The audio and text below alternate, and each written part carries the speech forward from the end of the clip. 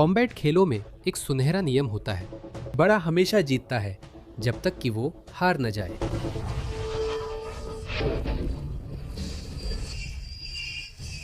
और आज आप वही सटीक पल देखेंगे जब इन दिग्गजों ने सच में भारी गलती की।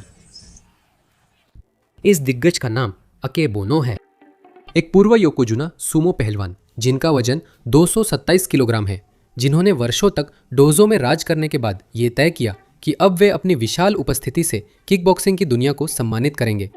एक दिन उनका सामना फ्लाइंग जेंटलमैन रेमी बोंजास्की से हुआ, जो किकबॉक्सिंग में डच सटीकता का सिर्फ 109 किलोग्राम था।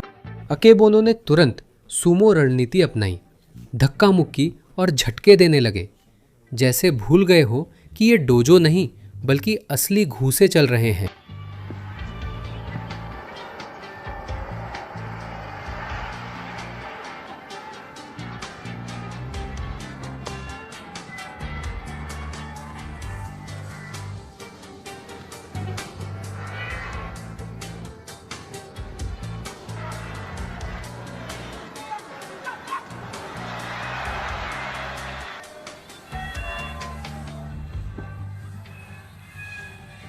लेकिन बोंजास्की बहुत तेज, बहुत तकनीकी और बहुत अनुशासित थे, ताकि किसी ऐसे आदमी से डर जाएं जो ऐसे हिल रहा था जैसे कोई गेम बहुत देर से लोड हो रहा हो।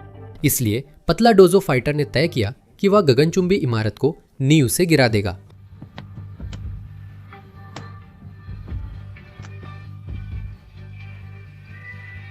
उसने एक जबरदस्त हाई किक मारी, जिससे 227 किलोग्राम के दैत्य को मैट पर गिरा दिया। रेफरी तुरंत आया। वहीं अकेबोनो समझने की कोशिश कर रहा था कि क्या हुआ।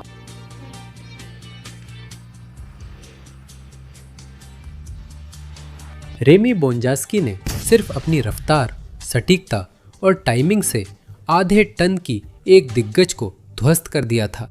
बॉब सैप 170 किलो का चलता फिरता केमिकल प्लांट। लेकिन यहाँ है असली मोड़। इस मुकाबले में वो सबसे छोटा था। अकेबोनो ने डेब्यू पर पूरा परिवार बुलाया था, जो बड़ी गलती थी।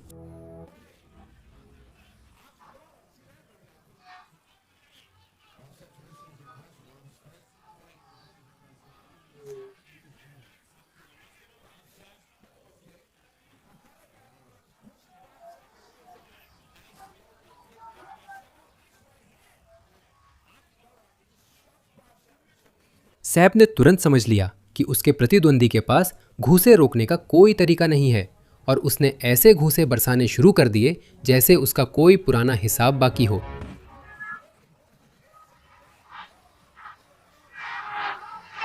उसने अकेबोनो को वैसे ही गिरा दिया जैसे कोई ओक का पेड़ गिराता है। फिर वह मुंह के बल जमीन पर गिरा, मानो कोई बड़ा मेंढक सो रहा हो।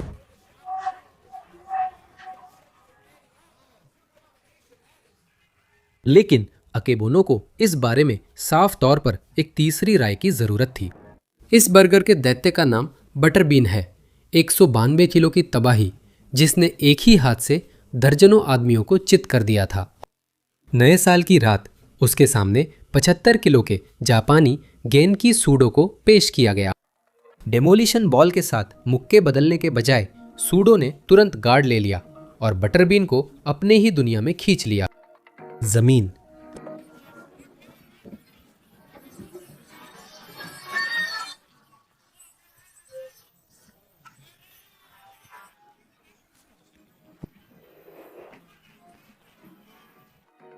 बटरबिन फर्श पर फंसी व्हेल की तरह असहाय था। उसके पास कोई जवाब नहीं था। सूडो ने उस पर हील लॉक लगाया और 192 किलोग्राम का आदमी 2 मिनट से भी कम समय में हार मान गया।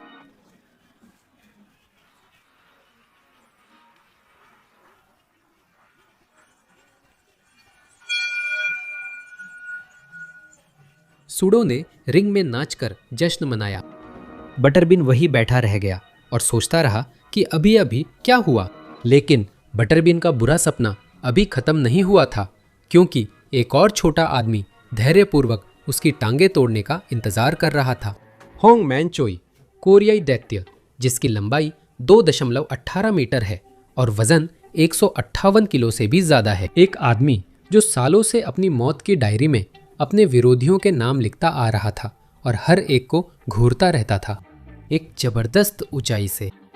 यहाँ तक कि भद्रहरि, जो K1 के मौजूदा हैवीवेट चैंपियन है, को भी उस आदमी के कमरे में आते ही सच में ऊपर देखना पड़ा। चोई डरे नहीं। उन्होंने एक जोरदार मुक्का मारा जिससे बद्र जमीन पर गिर गए, लेकिन बद्र तुरंत उठ गए और दानव पर शरीर पर जबरदस्त वार करने लगे, जैसे कोई आदमी अपने हाथों से पहाड़ खोद रहा हो।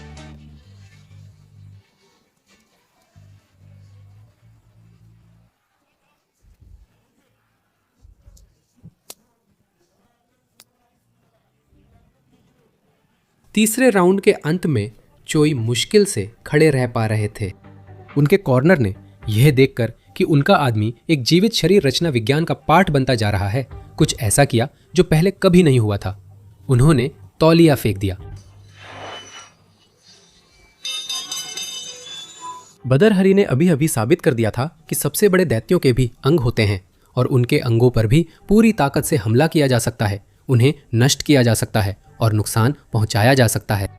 होंग मैन चोई 6 साल से कॉम्बैट स्पोर्ट्स से दूर थे, शायद उबरने के लिए, या शायद अपनी जिंदगी के फैसलों पर फिर से सोचने के लिए, या शायद दोनों के लिए।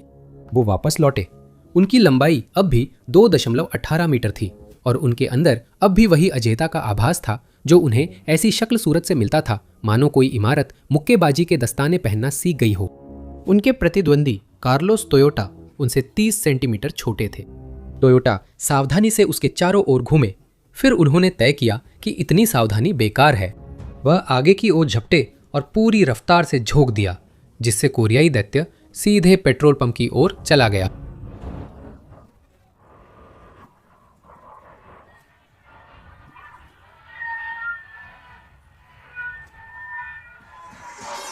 तीस अप्रैल 1993 K1 वर्ल्ड ग्रांड प्री के इतिहास का पहला फाइनल।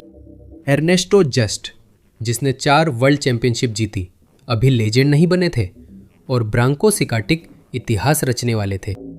जस्ट मुकाबले की रफ्तार संभाल रहे थे और राउंड खत्म होने में कुछ सेकंड बाकी थे। जीत उन्हीं की लग रही थी।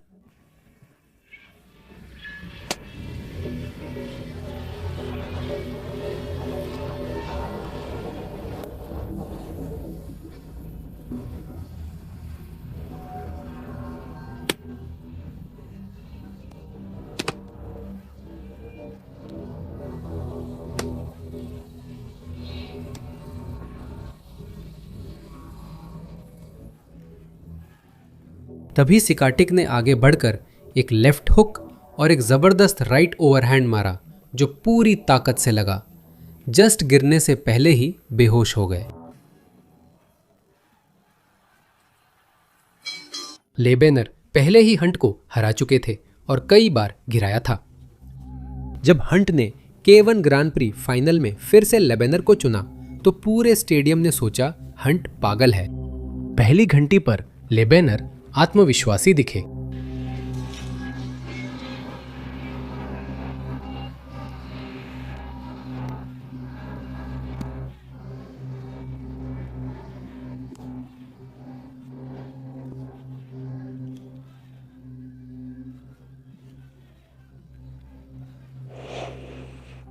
दूसरे राउंड में हंट ने लेबेनर की चाल भांपकर जोरदार दायां पंच उसकी ठुड्डी पर मारा, जिससे वह गिरने से पहले ही बेहोश हो गया।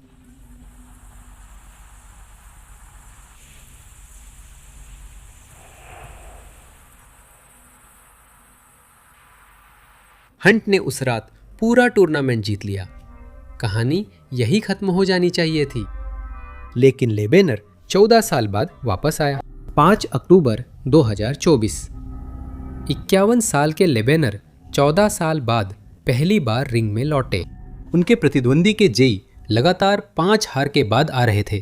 किसी को कोई समस्या की उम्मीद नहीं थी। पहले राउंड में लेबेनर वैसे ही अनुभवी उस्ताद लग रहे थे जैसे अपने दौर में थे।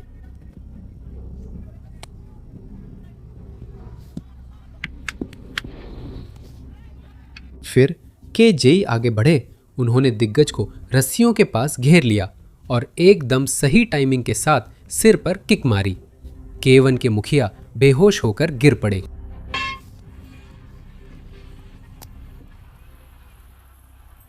मार्सेलो गार्सिया, जिनका वजन 77 किलोग्राम था, ओपन डिवीजन में उतरे जहां कोई वजन श्रेणी नहीं थी। रिको रोड्रिगेज, UFC के पूर्व हैवीवेट चैंपियन, उनके प्रतिद्वंदी थे जिनका वजन 136 किलोग्राम था। दोनों के बीच 59 किलोग्राम का अंतर था। बिना किसी प्रहार के चीजें बराबर रखने के लिए कोई किस्मत वाला पंच नहीं, बस खालिस हुनर बनाम विशाल कदकाठी।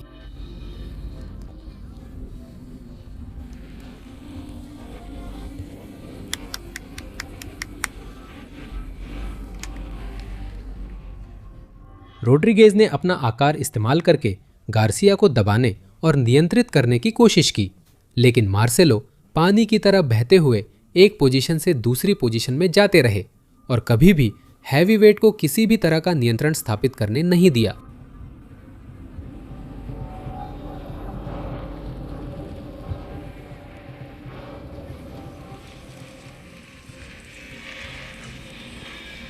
फिर गार्सिया ने रोड्रिगेज को गिरा दिया, जल्दी से हील लॉक में चले गए और रोड्रिगेज ने लगभग तुरंत हार मान ली, यह जानते हुए कि अब कोई रास्ता नहीं बचा था।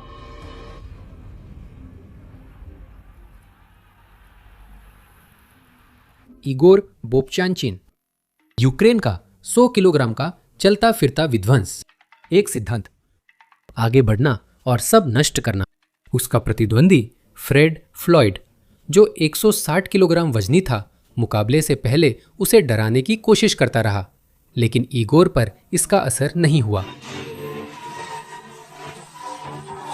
फ्लॉयड ने रिंग में उसका पीछा करके दबाव बनाने की कोशिश की, लेकिन इगोर ने उसकी कमजोरियों पर बेरहमी से कॉम्बिनेशन मारकर जवाब दिया।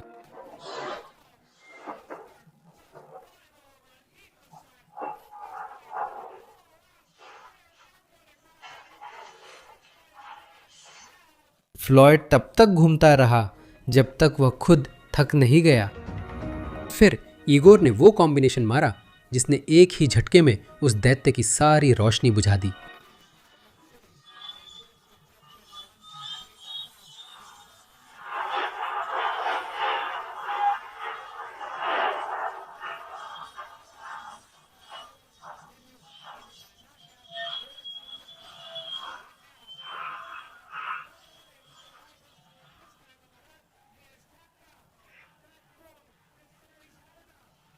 दिसंबर 2004 को K1 प्रीमियम डायनामाइट में अकेबोनो को एक और बुरे सपने का सामना करना पड़ा।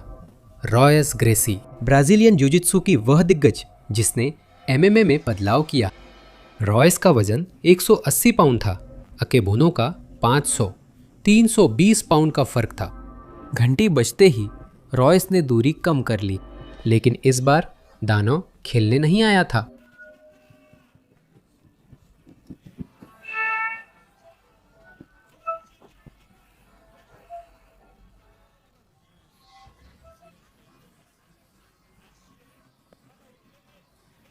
अकेबोनो ने अपने वजन और घूंसे से ब्राजीली को कुचलना चाहा। उसे लगा उसका आकार उसे बचाएगा, लेकिन रॉयस की योजना अलग थी।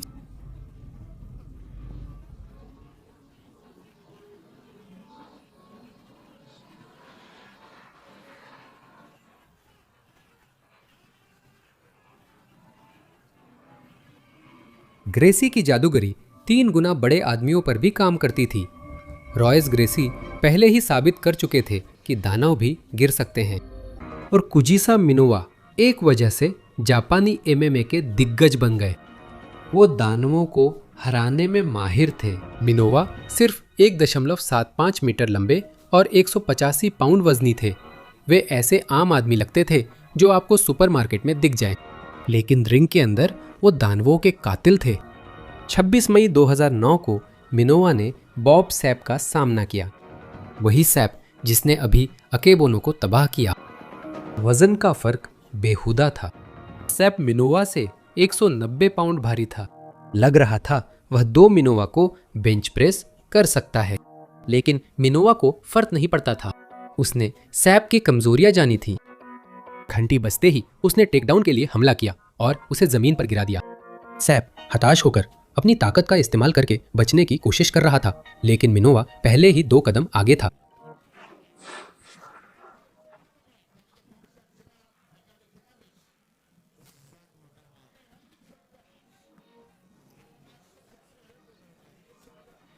मिनोवा उसकी पीठ के पीछे गया, उसकी टांग पकड़ ली और एक जबरदस्त अक्लीज लॉक लगा दिया। दबाव बढ़ने पर सैप ने वही किया जो वह हमेशा करता था जब हालात मुश्किल हो जाते थे।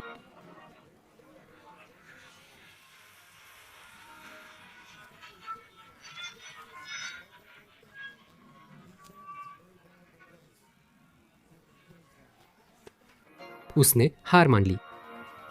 375 पाउंड का दानव 200 पाउंड से कम वजन वाले आदमी से हार मान ली।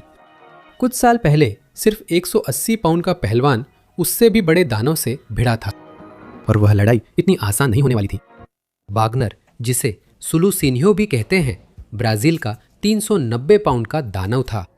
2.03 मीटर लंबा और बेहद लंबी पहुंच वाला, उसने अपनी ताकत और कद से विरोधियों को कुचल दिया।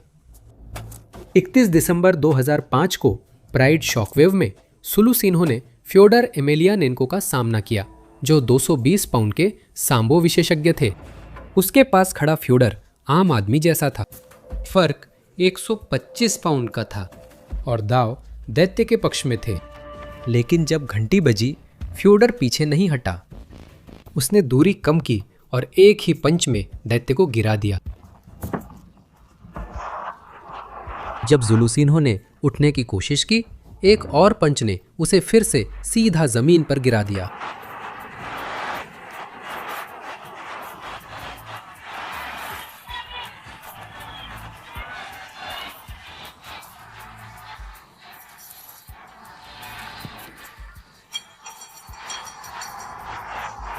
फ्योडर ने वह सच्चाई साबित कर दी जो इन सभी मुकाबलों में समान है। तकनीक, सहन शक्ति और बुद्धिमत्ता हमेशा आकार पर भारी पड़ती है। फ्योडर ने 390 पाउंड के राक्षस को कुचल दिया। लेकिन ये उस घटना की तुलना में कुछ भी नहीं है जो मुकाबला खेलों के इतिहास के सबसे बड़े कद काठी के असंतुलन में हुआ था। 5 मार्च 2011 को बुडापेस्ट के K1 टूर्नामेंट में बॉब सैप, 170 किलोग्राम का अमेरिकी दरिंदा, जो जापान और यूरोप में डर का दूसरा नाम था, का मुकाबला कुंकली तिबादार से हुआ, जो हंगरी के मुए थाई चैंपियन थे और जिनका वजन सिर्फ 77 किलोग्राम था। लड़ाई शुरू होते ही सैप ने जोरदार घूंसे बरसाए ताकि सब जल्दी खत्म हो जाए। लेकिन तिबादार शांत रहे, अपनी गार्ड को मजबूत रखा और सही मौके का इंतजार किया।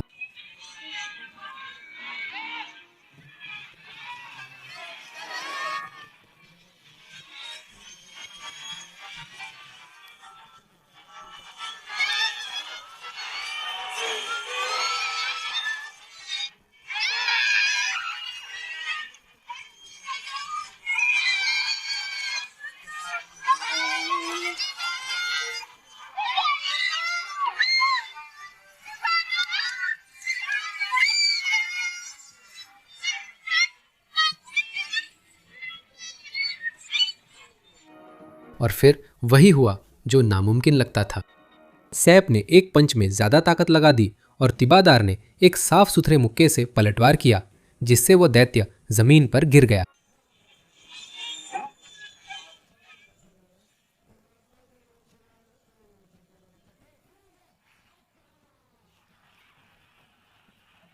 सिर्फ 77 किलोग्राम का एक फाइटर ने खेल के सबसे डरावने शरीर वाले खिलाड़ी को गिरा दिया था। एक बार फिर यह साफ हो गया, अगर इस्तेमाल करना नहीं आता तो आकार मायने नहीं रखता। माइटी मो एक 129 किलोग्राम का समोअन बुलडोजर है जो अपने न्यूक्लियर पंच से किसी को भी परलोक भेज सकता है। एक दिन आयोजकों ने उसे हल्का सा स्नैक दिया। एक छोटा थाईलैंड का लड़का जिसका नाम काओ क्लाई था, उनके बीच 59 किलोग्राम का हास्यास्पद वजन का अंतर था। वह हथौड़े की तरह मुक्के मारने लगा, जैसे कोई आदमी मैन होल का ढक्कन लेकर मक्खी को कुचल रहा हो।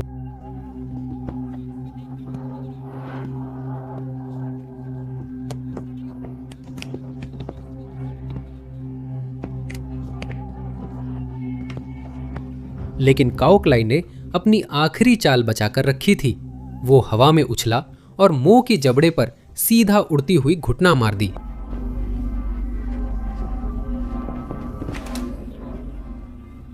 एक 129 किलोग्राम का दैत्य ऐसे गिर पड़ा जैसे कोई ढहती हुई इमारत।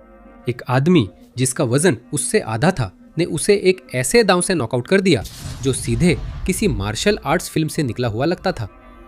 लेकिन अगर एक उड़ती हुई घुटना किसी दैत्य को गिरा सकती है तो जरा सोचिए क्या होगा जब किसी दैत्य का समय 21 सेकंड में खत्म हो जाए। तोमास चेरविंस्की, जिन्हें उस समय इतिहास के सबसे भारी एमएमए फाइटर माना जाता था, उनका वजन 174 किलोग्राम था। एक आदमी इतना बड़ा कि उसकी अपनी ही वायुमंडल थी। मार्क पॉटर, जिनका वजन 108 किलोग्राम था, ऐसे लग रहे थे जैसे कोई आदमी रास्ता भटककर गलत इलाके में घुस आया हो। पॉटर ने तुरंत दैत्याकार आदमी को गिराकर ग्राउंड एंड पाउंड से हमला किया जब तक रेफरी ने आकर उसे नहीं बचाया।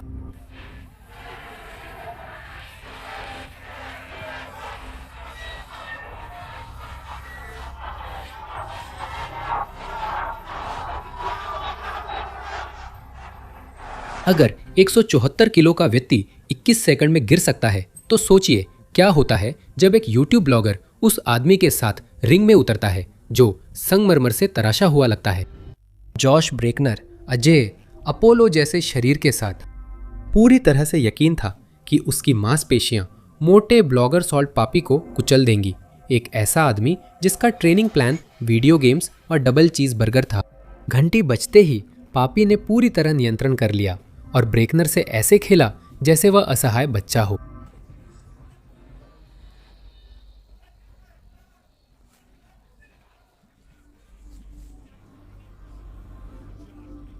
आखिर में उसने ओलंपिक शरीर वाले उस दैत्य को एक ऐसे पंच से सीधे पाताल पहुंचा दिया जिसकी किसी ने उम्मीद नहीं की थी। सोफा ने जिम को हराया। जोश घर चला गया, सब कुछ फिर से सोचने के लिए। लेकिन जबरदस्त बेइज्जती की बात करें तो चलिए बात करते हैं कि क्या होता है जब 75 किलो का आदमी 192 किलो के सामने नए साल की रात भिड़ता है। बटरबीन अब भी 4 राउंड की लड़ाइयों का राजा है और माइक को 4 राउंड में हराने आया था, मगर माइक के इरादे कुछ और थे। पहली घंटी बजते ही बर्नार्डो ने बटरबीन की टांगों को सर्जिकल तरीके से तोड़ना शुरू कर दिया, जबरदस्त लो किक्स के साथ। हर किक घिनौने शोर के साथ दैत्य की नींव को ऐसे पिघला रही थी जैसे गर्म पानी बर्फ पिघलाता है।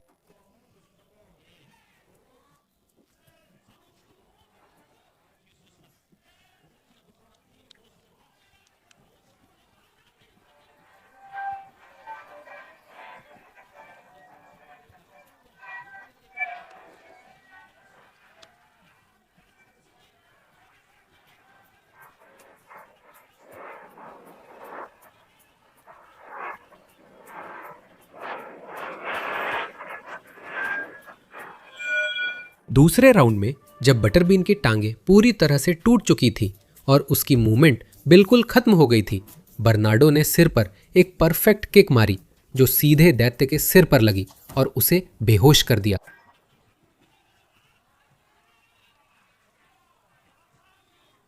कुछ दैत्य हार कर जल्दी सीख जाते हैं, लेकिन अकेबोनो को सीखने में ज्यादा समय लगा। इस समय तक अकेबोनो को अपना थेरेपिस्ट स्पीड डायल पर रखना चाहिए था, क्योंकि आयोजकों को उससे स्पष्ट दुश्मनी थी। इस बार उसका मुकाबला रॉयस ग्रेसी से कराया गया, जो 82 किलोग्राम के ब्राजीलियन जिu-जित्सु के दिग्गज थे और जिन्होंने शुरुआती यूएफसी को अपना निजी खेल का मैदान बना दिया था। 82 किलोग्राम बनाम 227 किलोग्राम, यानी 145 किलोग्राम का फर्क। शुरुआत से ही रॉयस ने दूरी कम की, अपनी पकड़ बनाई और ग्रेसी का जादू चल गया, वो भी उस आदमी के खिलाफ जो उससे लगभग 3 गुना बड़ा था।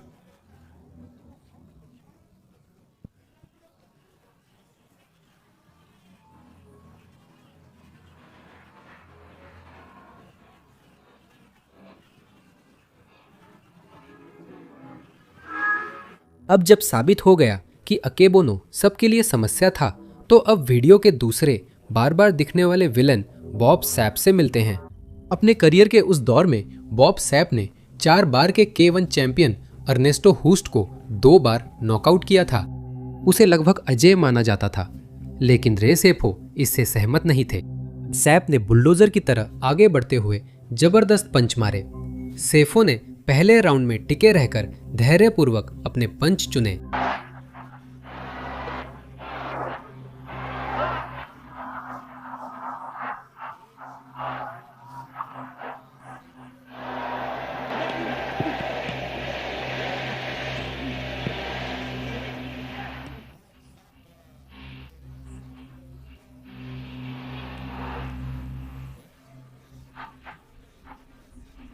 दूसरे राउंड के 29वें सेकंड पर सेफो ने पलटवार में एक जबरदस्त दाया पंच दानव की ठुड्डी पर मारा और वह दैत्य जमीन पर गिर पड़ा।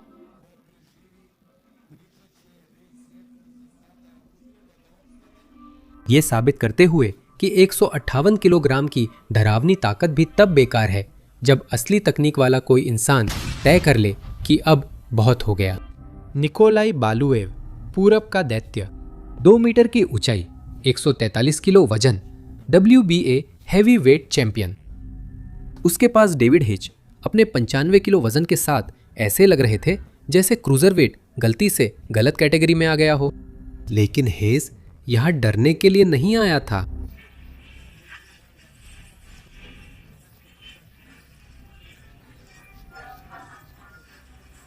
राउंड दर राउंड हेज ने उस दैत्य को पछाड़ दिया, जिससे यह बुनियादी सच सामने आ गया कि आकार का कोई मतलब नहीं है अगर आपके पास अपने पंच सटीक बैठाने की रफ्तार या विरोधी के पंचों से बचने की क्षमता नहीं है।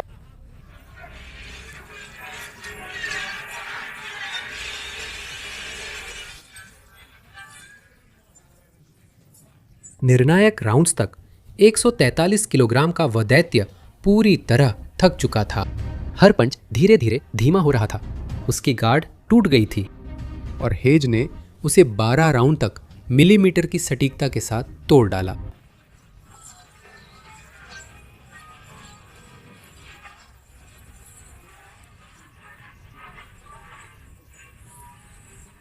जब आखिरी घंटी बजी, डेविड हेज नए WBA हैवीवेट चैंपियन के रूप में चले गए। उन्होंने अभी ऐसे शख्स को हराया जो उनसे 45 किलो से ज्यादा भारी था, वो भी 12 राउंड में।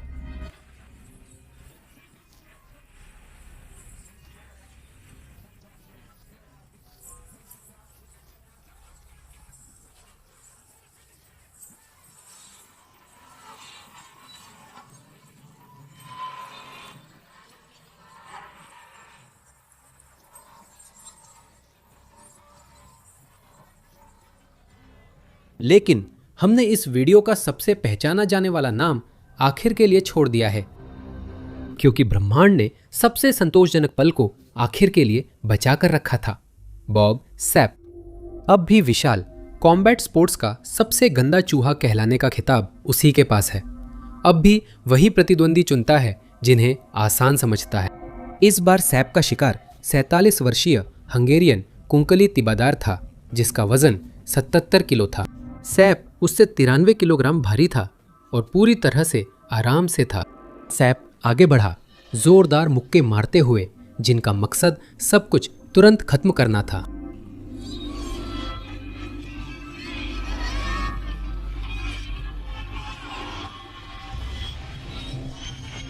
लेकिन टिबादार शांत रहा, अपना गार्ड कसा रखा और उस आदमी की तरह धैर्य से इंतजार किया जिसने बार बार अपना होमवर्क किया था।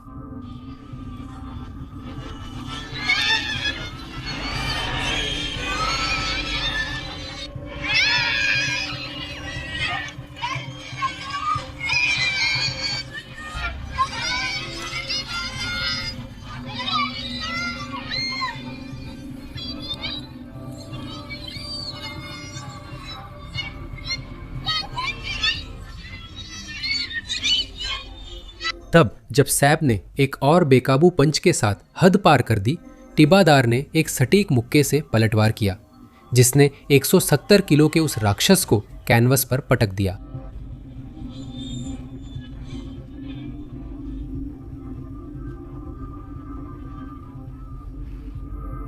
दादाजी ने उस दरिंदे से सिर्फ जान ही नहीं बचाई, उन्होंने उसे एक सख्त दादाजी की तरह सबक सिखाया, जैसे कोई अपने बिगड़ैल पोते को ऐसा पाठ पढ़ाता है जिससे वह कभी बिल्कुल भी नहीं भूल पाएगा।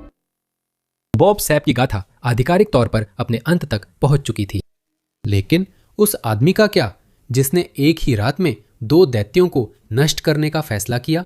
यान नॉर्गे 2 मीटर 11 सेंटीमीटर लंबा, 151 किलो वजन वाला दक्षिण अफ्रीकी दैत्य यान नॉर्गे।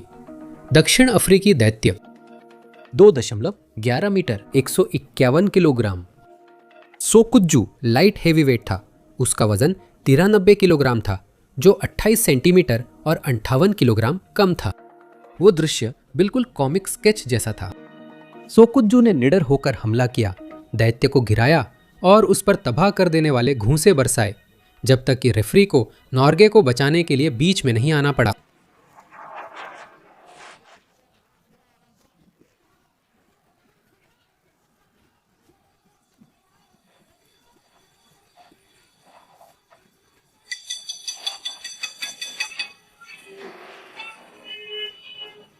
एक ही राउंड में दैत्य तबाह हुआ।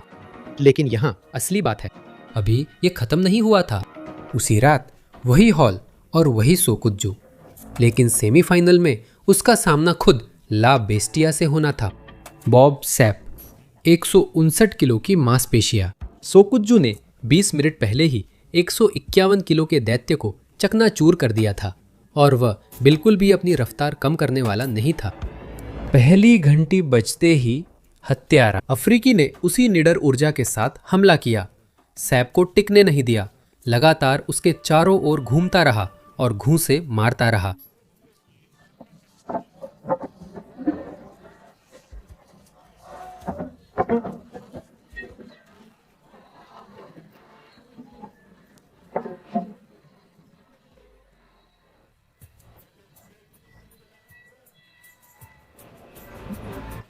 सैप ने पकड़ने की कोशिश की तो सोकुज्जू ने 159 किलोग्राम के उस दैत्य को जोरदार टेकडाउन से ऐसे गिराया जैसे वह भीगे सीमेंट की बोरी हो।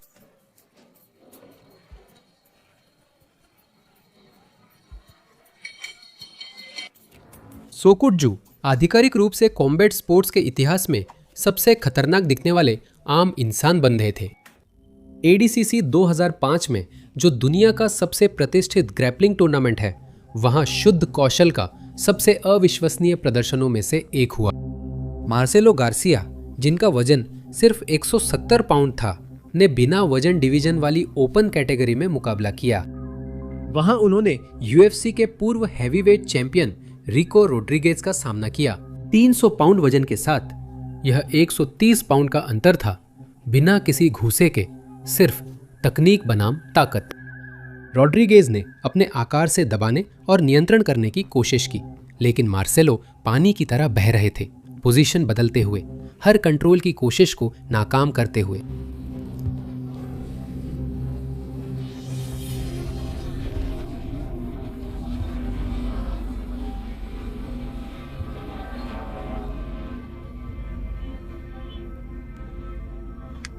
फिर उन्होंने असंभव कर दिखाया। अपने से 130 पाउंड भारी आदमी को पलटा, डोमिनेंट पोजीशन ली और हील हुक में ट्रांजिशन किया। रोड्रिगेज ने तुरंत टैप किया क्योंकि बचाव संभव नहीं था।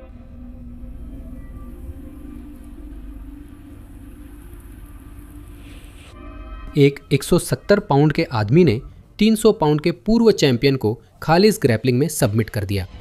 जिउ जित्सु में तकनीक ही असली बराबरी लाती है। इस मुकाबले में आंद्रे अरलोस्की पहले से ही पिटबुल और बहुत खतरनाक अनुभवी फाइटर थे, जिससे उसके प्रतिद्वंदी के लिए यह चुनौती लगभग नामुमकिन थी। प्रतिद्वंदी व्याचेस्लाव डाट्सिक 16 साल का था और प्रोफेशनल डेब्यू कर रहा था। पूरा पहला राउंड एक असली सजा थी। पिटबुल ने दबदबा बनाया और डाट्सिक ने सारे घूंसे झेले। अनुभव का फर्क मैदान के किसी भी कोने से साफ नजर आ रहा था।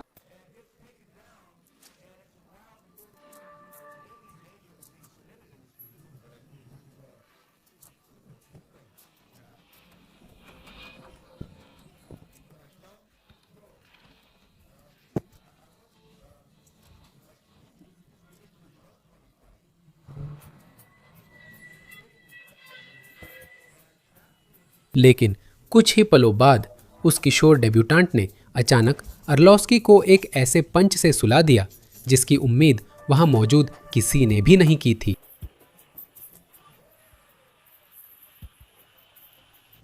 उस 16 साल के युवक ने यूएफएस के भविष्य के चैंपियन को अभी अभी नॉकआउट किया। इनोकी बॉम्बाई 2002 में हमने जापानी एमएमए के सबसे नाटकीय आकार के असंतुलनों में से एक को देखा। नाओया ओगावा 230 पाउंड के ओलंपिक जुडोका का सामना हुआ एंटोनियो जाइंट सिल्वा, एक ब्राजीली दैत्य जिनका वजन 385 पाउंड और कद 7 फीट 2 इंच था। घंटी बजते ही दैत्य को बढ़त मिलती दिखी, लेकिन ओगावा ने अपनी जिंदगी में कई विशालकाय लोगों को गिराया था। कुछ सेकंड में उसने दूरी घटाई, क्लिंच किया और जूडो से दैत्य को गिरा दिया।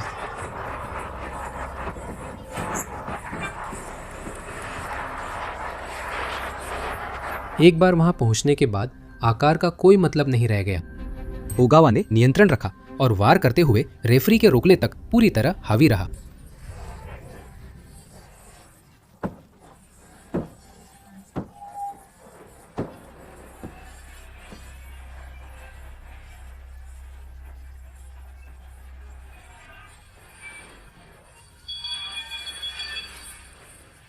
जहां ओगावा ने अपने दैत्य को गिराने के लिए जूडो का इस्तेमाल किया, वहीं अगला फाइटर केवल शुद्ध तकनीक से दुनिया को चौंकाने वाला था। मारियुस पुज्जियानोव्स्की, 5 बार का दुनिया का सबसे ताकतवर आदमी। एक नाम जो ताकत के खेलों की दुनिया में गूंजता है। वह योजना बनाकर आया था कि वह पीटर ग्राहम को हैमर फिस्ट और अपने शरीर के वजन से कुचलकर गिरा देगा, और पहले राउंड के ज्यादातर हिस्से में ये काम भी किया।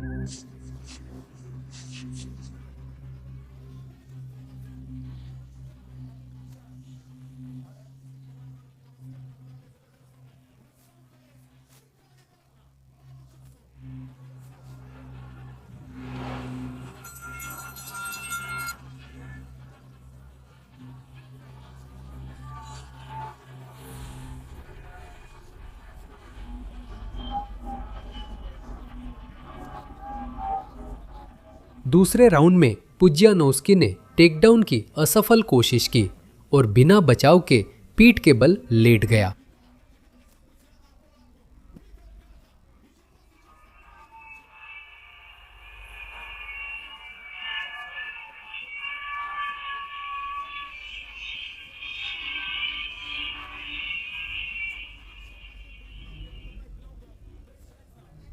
हाफथोर ब्योर्नसन, गेम ऑफ थ्रोन्स का द माउंटेन।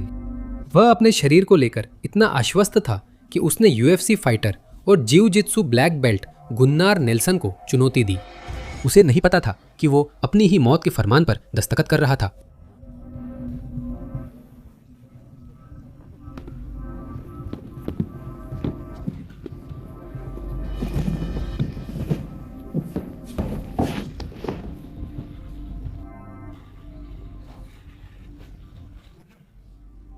वह ब्योर्नसन के चारों ओर एक एनाकोंडा की तरह लिपट गया।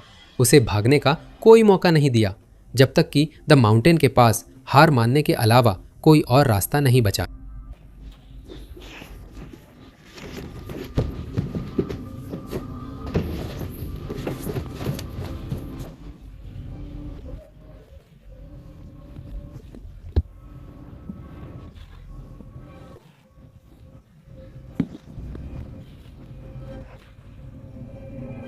यहां तक टेलीविजन इतिहास का सबसे मशहूर दैत्य भी हार मान गया।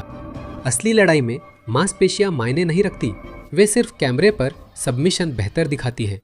साल 2014 में 17 साल के एक युवा जिसका नाम तेंशिन नसुकावा था ने अपना प्रोफेशनल डेब्यू किया। वह छात्र जो विश्व स्तर का सुपरस्टार बनने वाला था। उसका मुकाबला तोमो अरामात्सु से हुआ, जो उससे 9 साल बड़ा था और जिससे उम्मीद थी कि वह आसानी से जीतेगा। नासुकावा ने तुरंत ही अरामात्सु पर हमला करना शुरू कर दिया, एक ऐसी खूबसूरती और नजाकत के साथ जो आमतौर पर किसी किशोर से उम्मीद नहीं की जाती, जैसे कि बैले डांस कर रहा हो।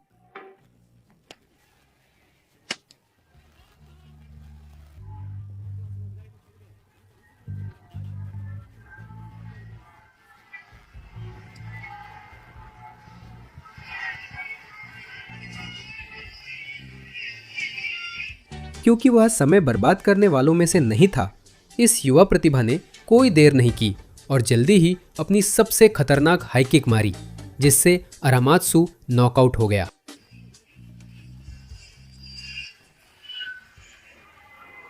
मार्टिन सुल्टिच 119 किलोग्राम मांसपेशियों और जरूरत से ज्यादा आत्मविश्वास के साथ आग के गोले की तरह रिंग में उतरे, हाथ लगातार चल रहे थे और अपने प्रतिद्वंदी की ताकत के लिए उनमें जरा भी सम्मान नहीं था।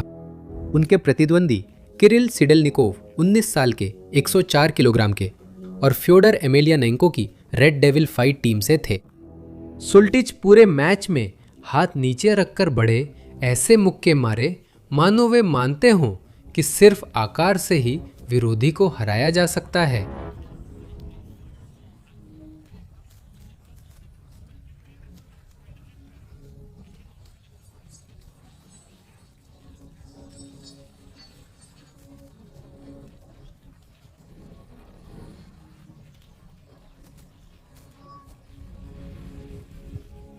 लेकिन सिडेलनिकोव धैर्य बनाए रहे, सिर हिलाते हुए और अपने मौके का इंतजार करते रहे।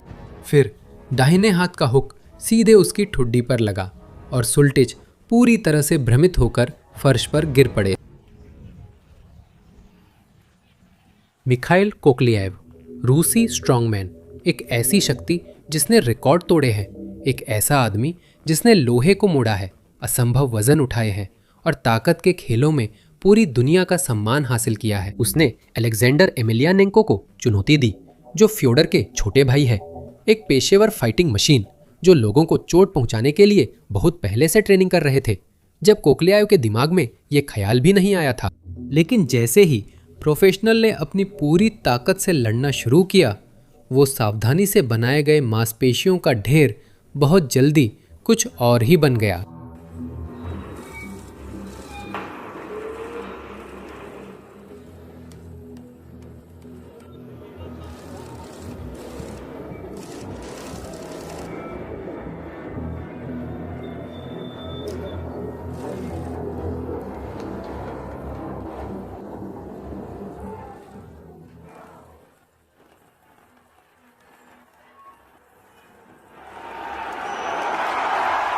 आइए किक बॉक्सिंग के इतिहास के सबसे बड़े साइज असंतुलन से शुरू करें।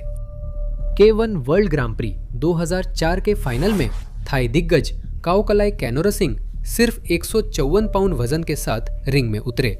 उनका मुकाबला माइटी मो से था, जो एक समोअन दानव थे और जिनका वजन 285 पाउंड था, यानी लगभग 2 गुना। काओकलाई अपनी कैटेगरी में नहीं थे, मानो किसी और खेल ब्रह्मांड में थे। माइटी मो ऐसे दिख रहे थे जैसे काओकलाई को नाश्ते में खा जाएं। फर्क इतना ज्यादा था कि ऐसा लग रहा था जैसे ये बाप बेटे के बीच स्पैरिंग हो रही हो। लेकिन काओकलाई रिंग में सिर्फ बचने नहीं आए थे, वो जीतने के लिए उतरे थे। थाईलैंड के काओकलाई पानी की तरह हिलते हुए दैत्य के वारों को चकमा देकर तेज कॉम्बिनेशन से जवाब दे रहे थे। और फिर काओकलाई ने वो कर दिखाया जिसकी कोई कल्पना भी नहीं कर सकता था।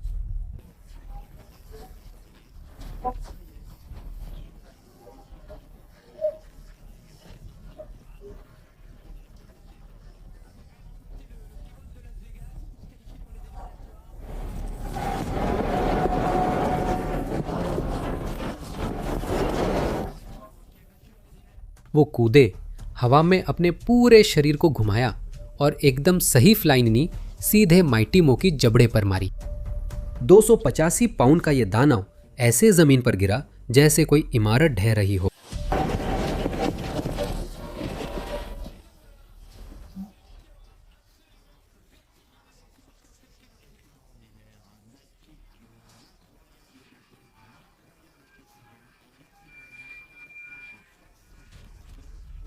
रेफरी ने 10 तक गिनती की। एक आदमी जिसका वजन आधा था ने उसे बेरहमी से नॉकआउट किया, ऐसी तकनीक से जो अपराध जैसी लगी लेकिन असली थी। अगर उड़ता हुआ घुटना दैत्य गिरा सकती है, तो ब्राजीलियन जिउ-जित्सु की महारत उससे भी बुरा कर सकती है।